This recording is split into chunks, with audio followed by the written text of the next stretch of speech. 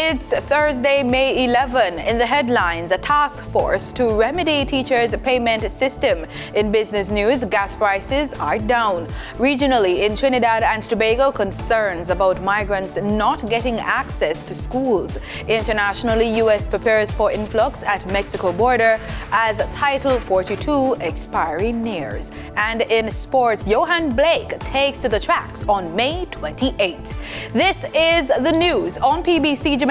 I'm Simone Absalom Gale.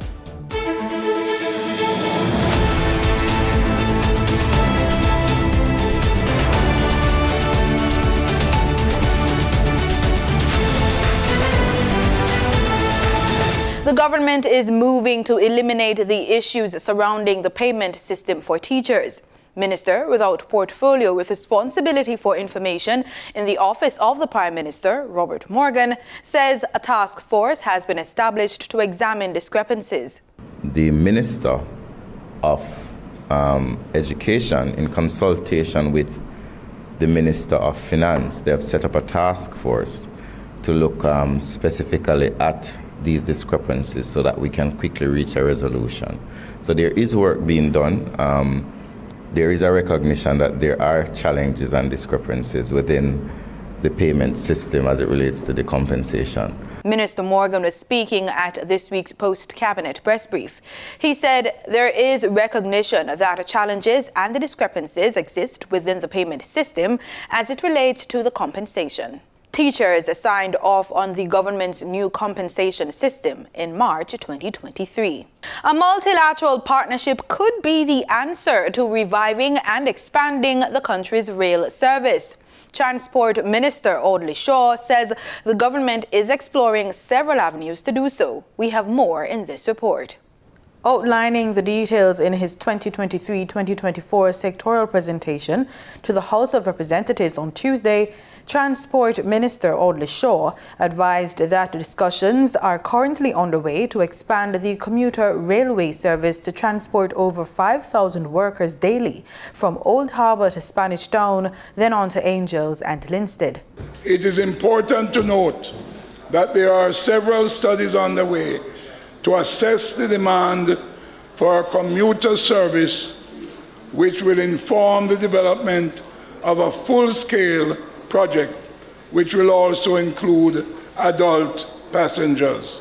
He said the Jamaica Railway Company, JRC, is also in talks with the World Bank regarding grant funding to carry out feasibility studies. The JRC, in discussions with the World Bank, with a view to utilize grant funding in support of the build-out of the initiative. Part of the intention is to revitalize a rail service from Kingston to Spanish Town, which will include a spur line between the Spanish Town to downtown Kingston line and the Portmore for both passenger and freight. In particular, the expected Greater Bernard Lodge development would also benefit from it. He also advised that the JRC suffered a loss of $20 million last year due to the execution of the Students' Passenger Program. However, he says upcoming projects are slated to improve performance. An agreement was recently signed with a mineral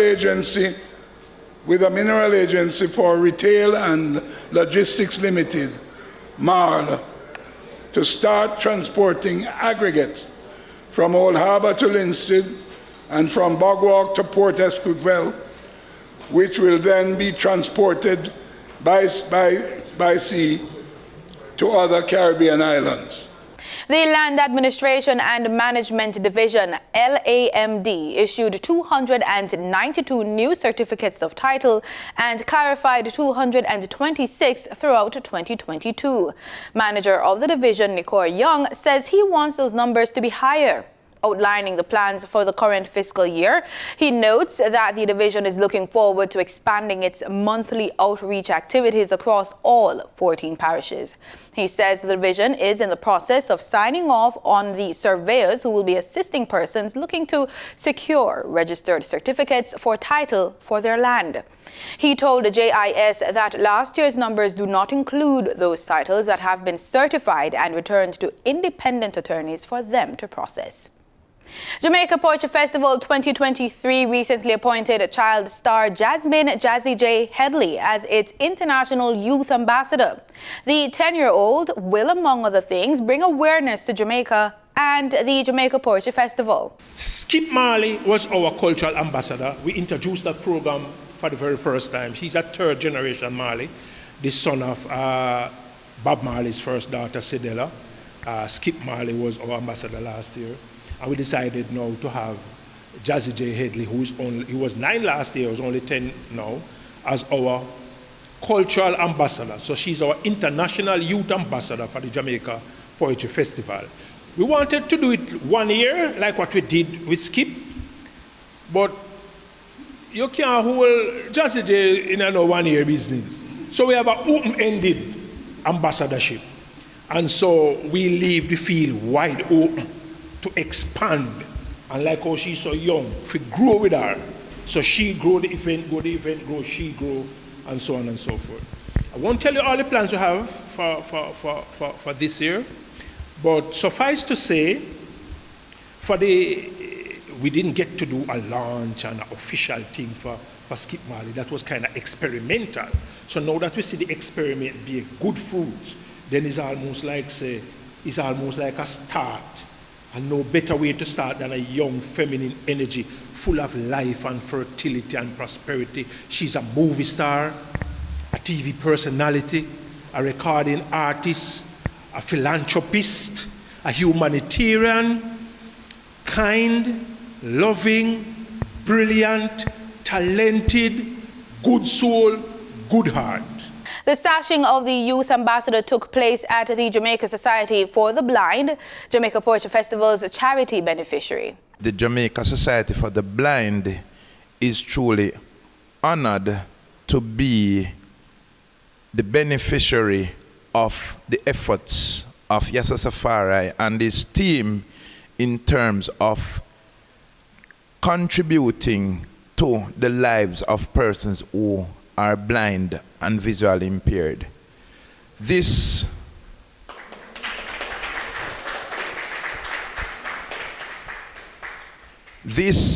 endeavor not only started here,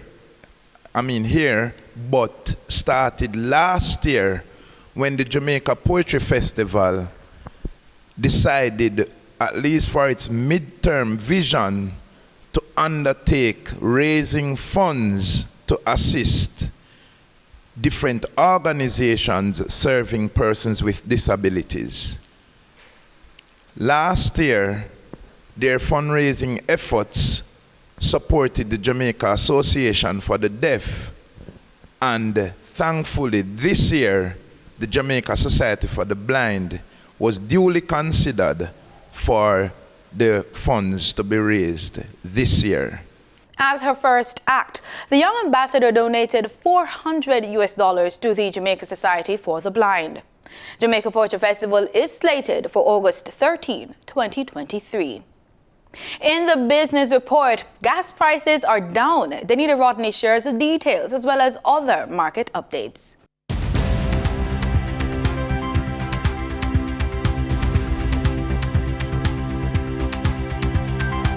Motorists will pay less for gas when they go to the pumps on Thursday, as state-owned oil refinery Petrojam says E1087, down by $1.75, will sell for $164.33 per liter, and a liter of E1090, down by $1.73, will sell for $167.85. Down by $4.50 per liter, automotive diesel oil will sell for $169.62. Ultra-low sulfur diesel will sell for $180.46, and kerosene will sell for $180.67.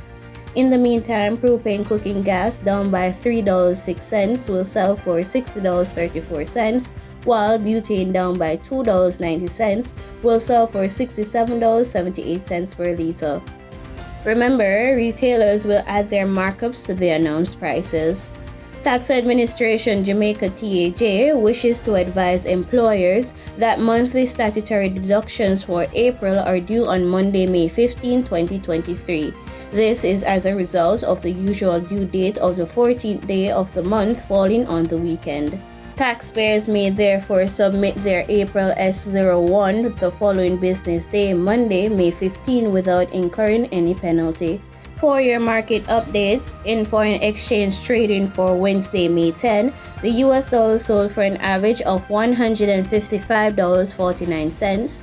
The Canadian dollar ended trading at $117.87. The pound sterling traded for $195.34, and the euro sold for $170.72.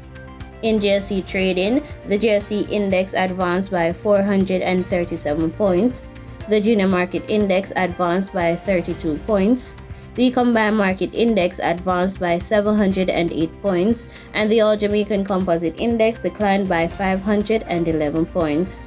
Overall market activity resulted from trading in 106 stocks, of which 49 advanced, 40 declined, and 17 traded firm.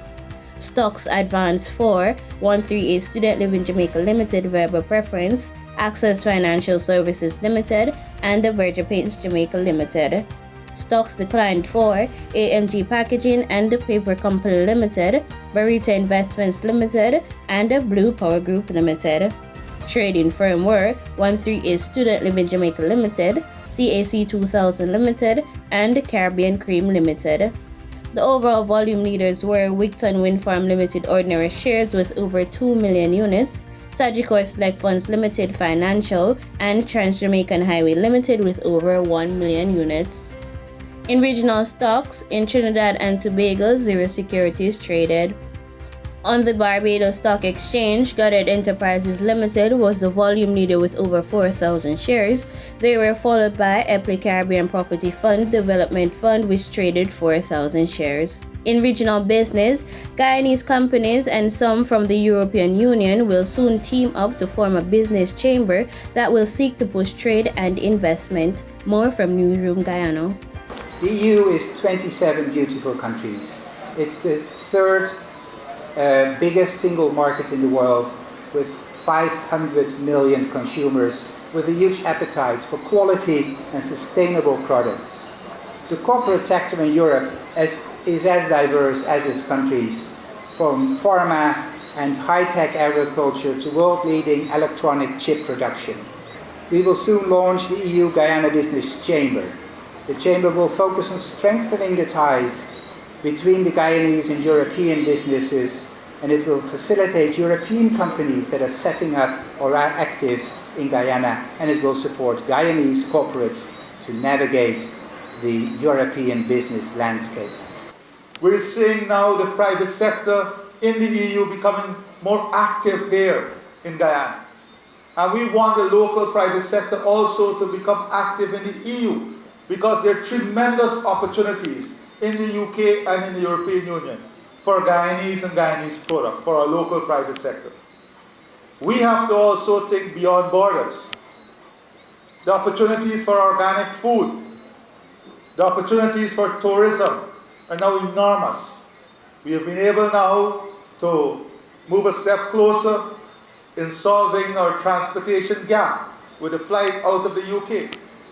Now, I know the UK took a step away, but it is still an important part of what the EU represents. And we have that connectivity. So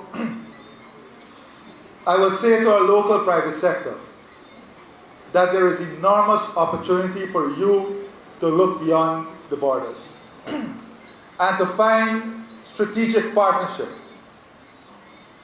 To look at strategic partnership not only in the oil and gas sector. Questions that came to me and CEOs from across the EU came to me to discuss food security, agricultural investment, to discuss their participation in climate and environmental services, in supporting the health and education sector. In international business, the Nasdaq ended at its highest intraday level in more than 8 months, boosted by a slightly lower than expected increase in April inflation and Google's latest artificial intelligence rollout.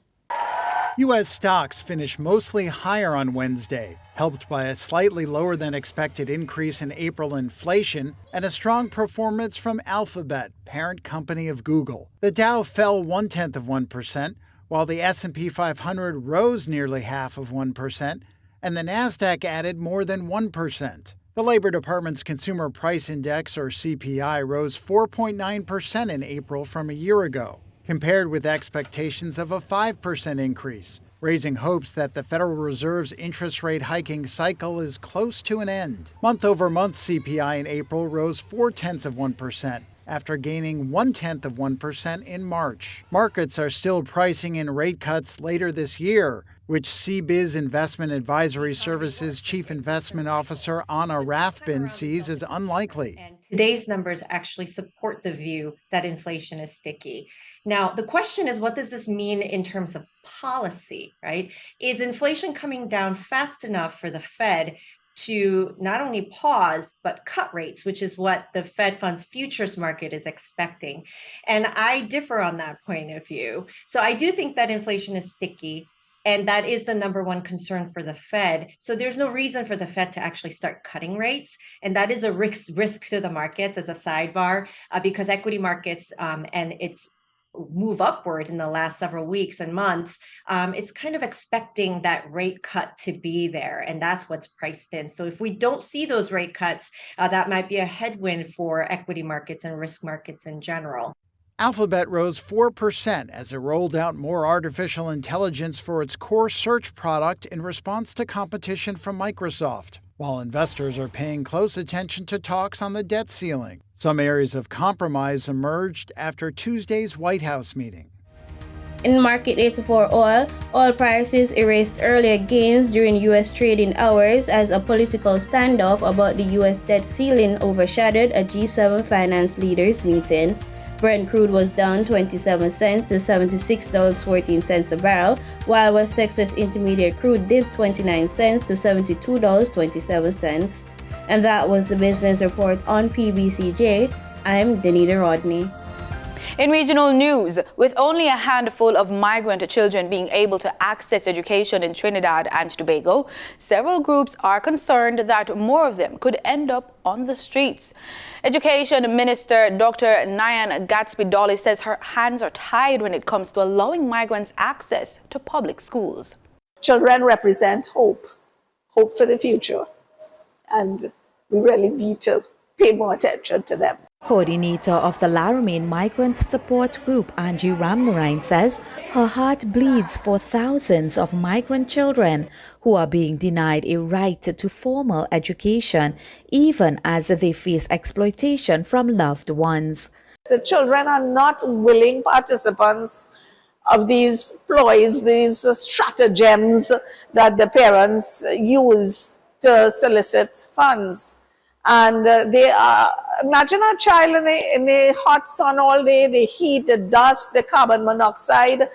But Education Minister Dr. Nyan Gatsby-Dolly says the decision to educate migrant children rests with Prime Minister Dr. Keith Rowley. In a WhatsApp message, the minister said, "Decisions of this nature will not be made by the Ministry of Education. The policy of the government on this matter will be decided after due consideration by the Honorable Prime Minister." But Margaret Foster, who teaches migrant children at the St. Benedict's RC Church in Laramie, says the government must act now. It is a worrying situation because, to me, if you don't educate them, we're breeding further criminals. And that's the ultimate thing. If they can't fit in society, where are they going? What are they going to do? Rochelle Nakir, coordinator of the Living Water Community Ministry for Migrants and Refugees, told CNC3 News that as of April 30th this year, only 1,462 migrant children were getting an education under the Equal Place program of the UNHCR. Last year, 4,000 children between the ages of 5 and 17 years were registered with the UNHCR as refugees or asylum seekers. Radhika D. Silva, CNC3 News. There has been further confirmation that Antigua and Barbuda is leading the regional recovery in tourism following the worst of the COVID-19 pandemic. The latest figures were unveiled at the Caribbean Travel Forum in Barbados on Tuesday. Garfield Burford reports. Minister Fernandez says the region's tourism sector has shown itself to be resilient as it continues an impressive rebound from the COVID-19 pandemic. I think the region is rebounding amongst the fastest in the world. You're right, tourism is very important. As a matter of fact, the lockdown basically showed the entire world that just about every facet is dependent in some way on tourism. Latest figures show the Twin Islands state is one of the countries leading the region's recovery. Antigua and Jamaica have rebounded the best in comparison to 2019 from the figures we saw yesterday. So that is positive news for us, and it means that we just have to keep doing what we're doing and improve upon it. The talks in Barbados are aimed at turbocharging this recovery across the Caribbean, the most tourism-dependent region in the world. Stakeholders also examined how to make the sector more resilient and sustainable in a rapidly changing world. Yesterday, we focused on air connectivity, sustainability, technology innovations. Some of these we'll extrapolate a little further on. Public-private partnerships, responsible tourism reliance, technology, and its impact on Caribbean tourism. Minister Fernandez also reveals he's engaged in talks to further increase airlift to this country. I have a meeting tonight with a new airline that is thinking of coming through Antigua, so that's going to be very important. I also had a meeting yesterday with another airline about which should have started in December, but now we're looking to see how soon we can start them again. This would mean flights out of Miami, additional flights from another carrier. So we're working really hard as a team here, and hopefully we'll be able to bring back some successes with us. Caribbean Travel Marketplace concludes on Thursday, and Minister Fernandez returns to the country a day later to update the country on these airlift discussions. The government of St. Kitts and Nevis, in partnership with a Trinidad-based company, has committed to the development of over 2,000 affordable smart houses.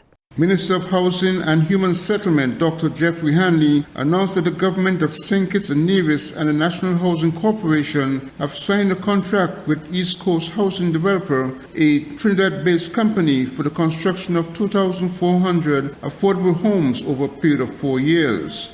According to Minister Hanley, the developer has secured EC $600 million to fund the houses, described as smart homes, of which 600 will be available each year for occupancy. Dr. Hanley said government and NHC will be the conduit of applications for the homes. He explained that citizens and residents will fund their home purchase through a financial institution of their choice.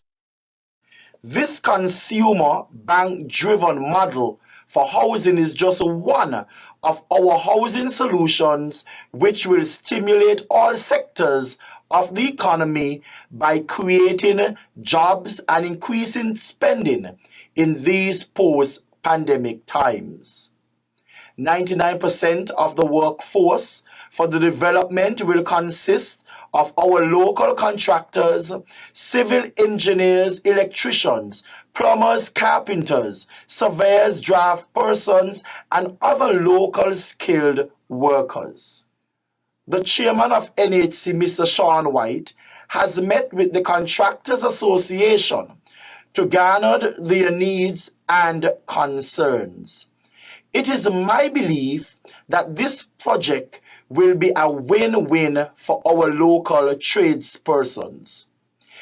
All homes will be built and equipped with a refrigerator, stove, and a solar water heater for as low as EC $111,000 for a one-bedroom. EC $213,000 for two bedrooms. EC $297,000 for three bedrooms. Financial institutions and syndicates will provide low-interest mortgage loans to the interested homeowners who qualify.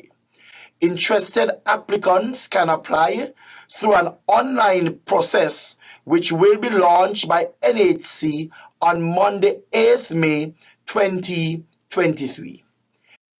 Hanley said other housing solutions are being explored for persons whose finances or age do not allow them to qualify for a home mortgage and will announce such solutions soon.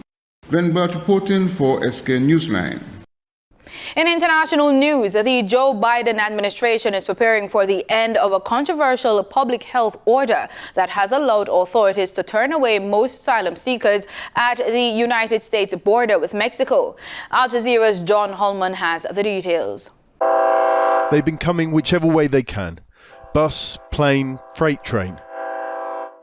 Migrants from Central, South America and beyond are heading to the US border. At least some of them, because this week marks a big change in US migrant policy. The end of Title 42, a controversial measure that the United States has used to refuse asylum to most migrants for 3 years on the grounds that they might carry COVID.